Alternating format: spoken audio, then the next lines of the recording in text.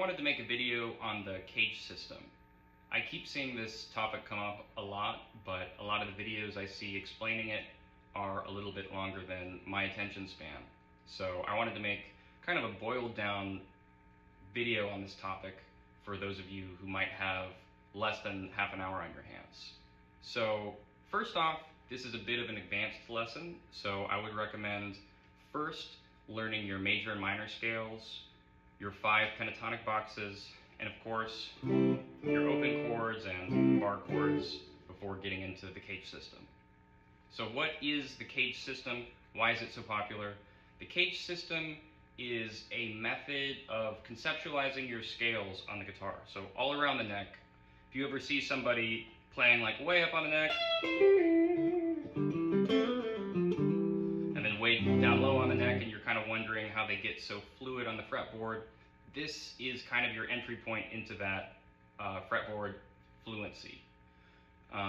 So CAGED, the name comes from C, A, G, E, and D, your basic open cowboy chords. And basically what it does is it gives us 5 different positions for our major scales across the guitar neck based off of these chords. The important thing to understand is that, okay, we're in the key of C. I'm going to demonstrate everything in the key of C. We're going to be using an A chord shape for one of our positions in the scale. However, this does not mean that we're playing an A chord. So it's important to understand the difference between chord shape and chord.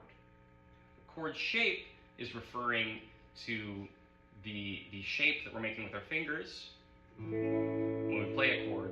However, when we move this shape, so say I move this up a fret, and move it up like this, I'm moving my middle, ring, and pinky finger up a fret, but then to also move the notes on the A and E string up a fret, I need to bar my first finger on the first fret. Our chord shape is the same, but our chord is now different. So we've gone from an A to a B flat chord, up to a B, to a C, D flat, D, and so on. So our CAGED system is based out of these chord shapes that come from our basic open chords. But they're all going to be in one key. They're all going to be the same chord. So for this example, they're all going to be C chords, just different ways of playing a C chord. Why conceptualize a scale this way?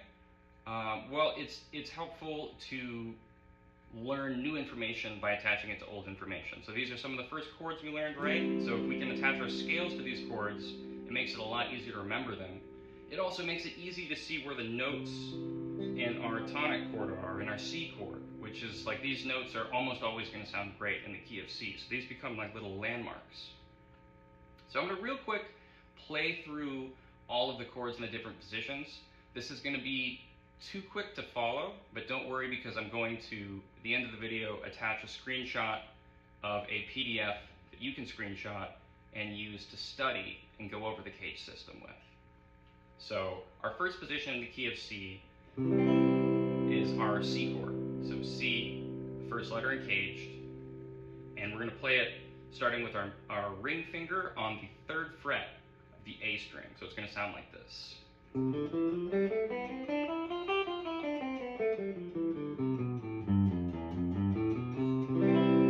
So that's our C position. Moving up to our A position, remember it's still a C chord. We're going to play this starting with our middle finger on the 3rd fret of the A string. It's going to sound like this.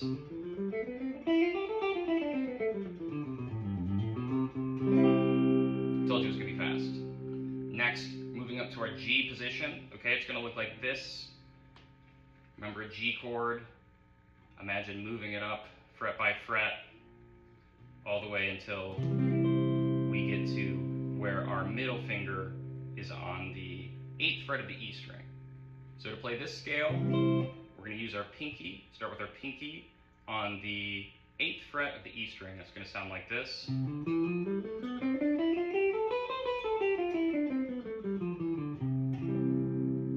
Moving into our E shape, so visualize an E, moving up fret by fret.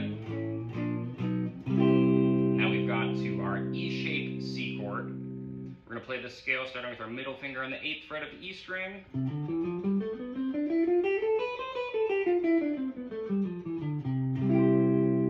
And last but not least is our D position. So picture a D chord, moving up fret by fret,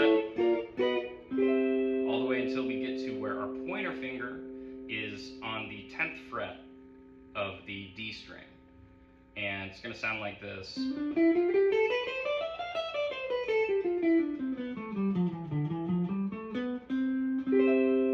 After this, we're back to our first position, the C position. It's just a closed version of it, right? Same notes as down here. So my advice when learning these different positions would be first focus on one position. So probably either the E shape or the A shape. Practice improvising over this in different keys. Then learn a new shape. Practice that one. Eventually practice connecting these shapes. So